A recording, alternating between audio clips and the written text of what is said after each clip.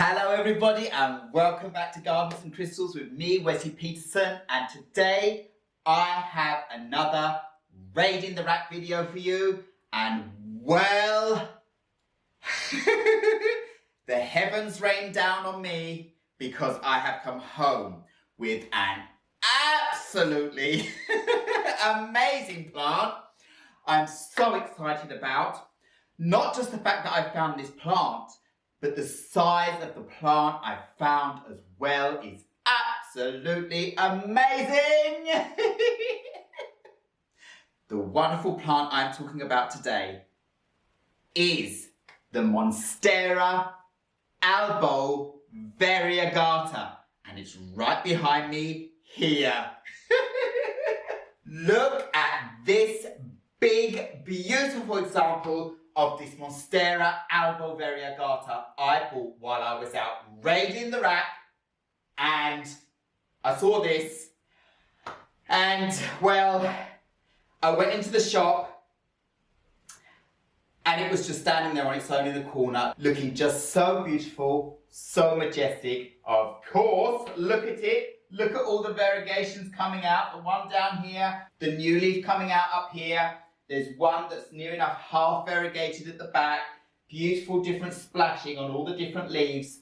And well, the amount that's going on here. Lots and lots of long aerial roots going on. Absolutely beautiful and absolutely very happy. Well, I looked at the price and I almost cried because you know, this plant is very popular at the moment still. Very, very popular. Very hard to come by in a size like this or bigger or anything like that. Usually you can go online and you can buy yourself a leaf or two cutting, but with smaller immature leaves. These leaves are already very mature. They've already got lots of fenestrations, they've already got lots of slits, and they've already got lots of variegation going on. The variegation is going up and down the whole of this stem here and out of the petioles, of course, into the leaves. So I was out there and I looked at it and I looked at the price and I almost cried, as I said, and I decided to leave the store. I was out having a walk with my husband and we decided to just carry on, and I thought I'd take some time to think about whether I want to go back and get this plant or not.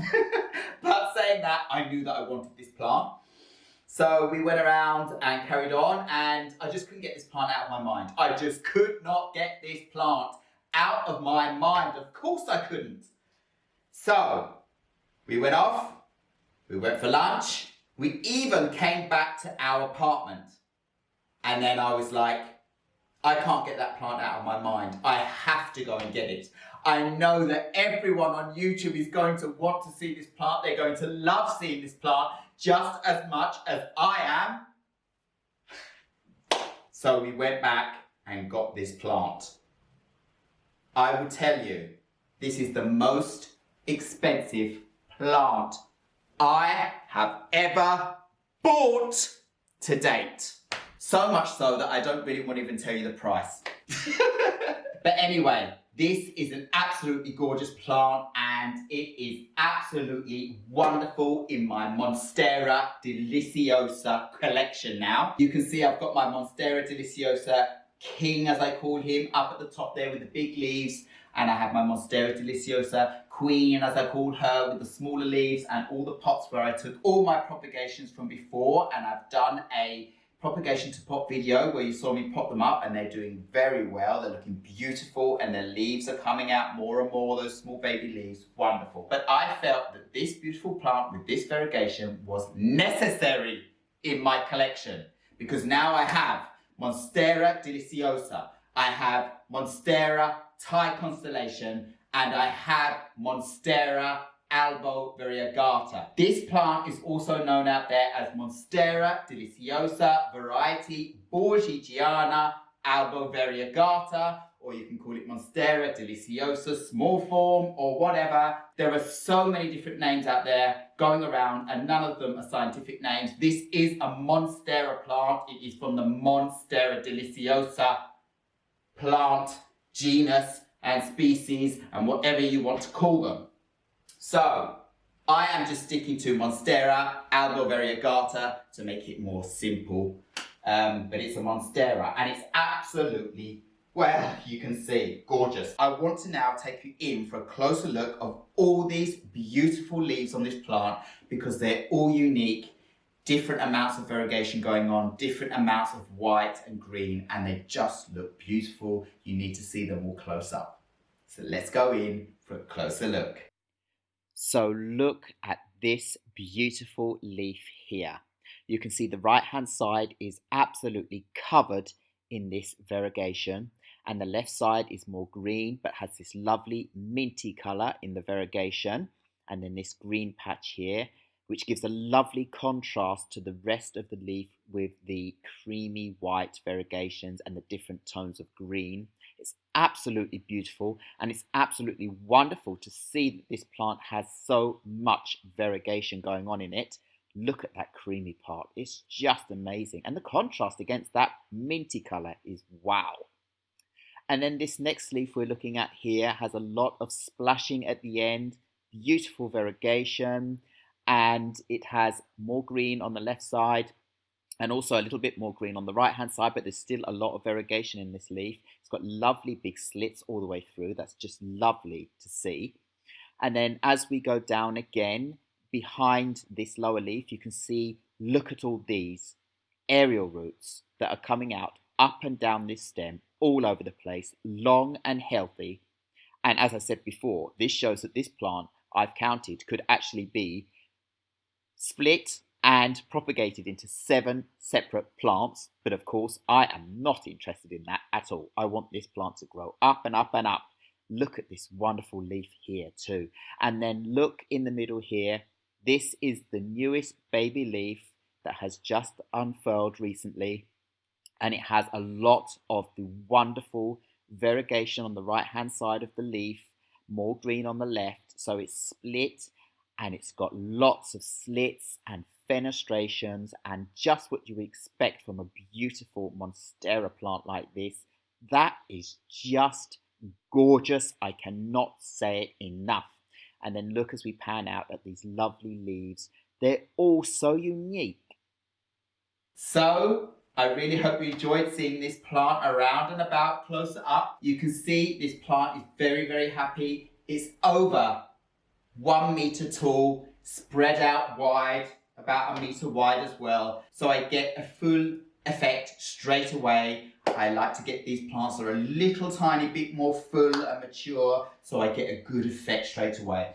Space-wise, where am I going to put it? I've decided I'm going to put it on my windowsill here, where I have my Hoya Cubicalyx splash that I also did a video on, where I did a repotting and staking video of it. It's in the middle of my window here, but I'm going to have to put my Monstera Albo Variegata in the window there so that I make sure that it gets enough light to be able to be happy, because it's not going to produce as much chlorophyll as the normal Monstera deliciosa because it's not completely green.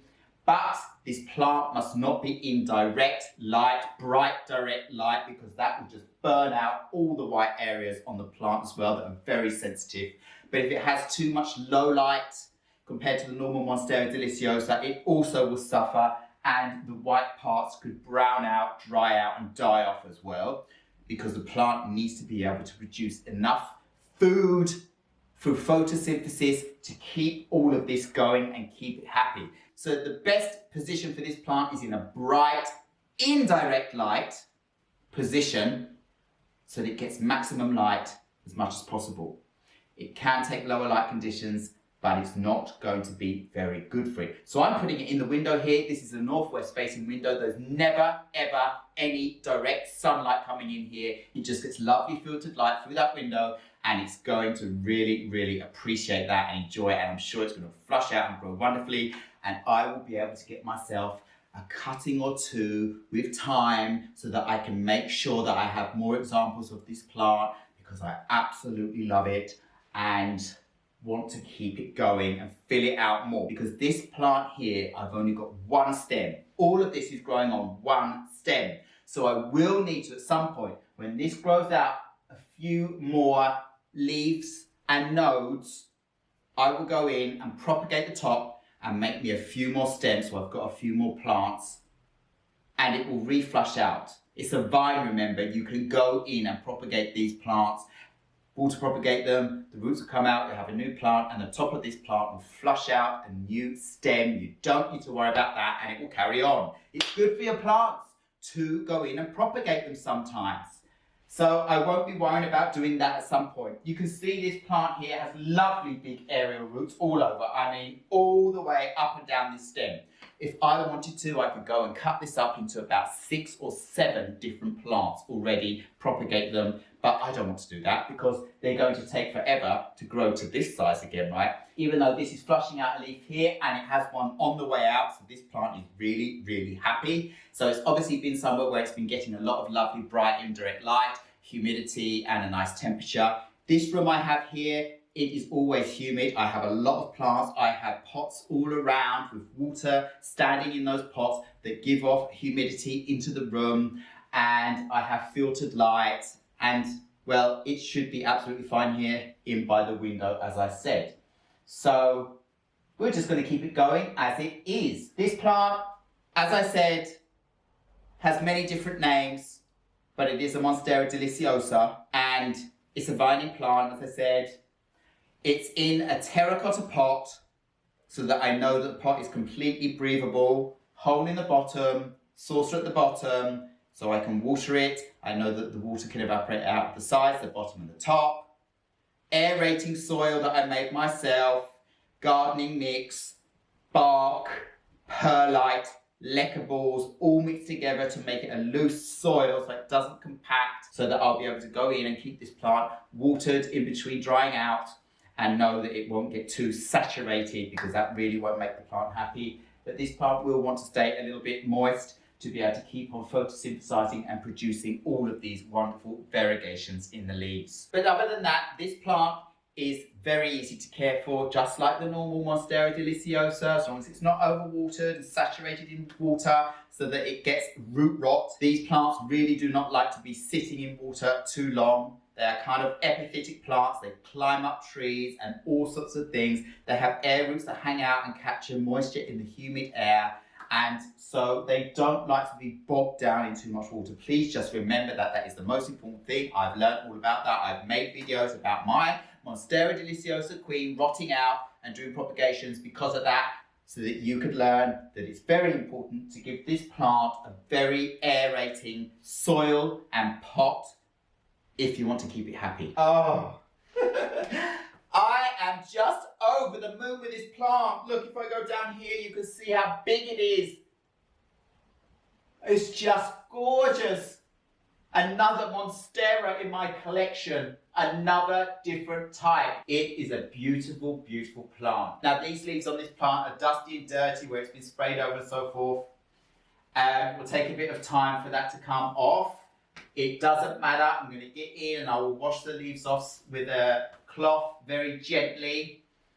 And every time I spray it over, a lot more of that dirt will come off. It's very important to try and keep the leaves as clear and clean as possible so that the plant can capture enough light to be able to photosynthesize and produce that chlorophyll that it needs to survive, of course, right? So that's all I have for you for this Raising the Rack video. Thank you very much once again for watching Gardens and Crystals with me, Wesley Peterson. Please remember to like, subscribe and hit the bell so you know when my next video will be coming up. And I will see you again very, very soon. Goodbye.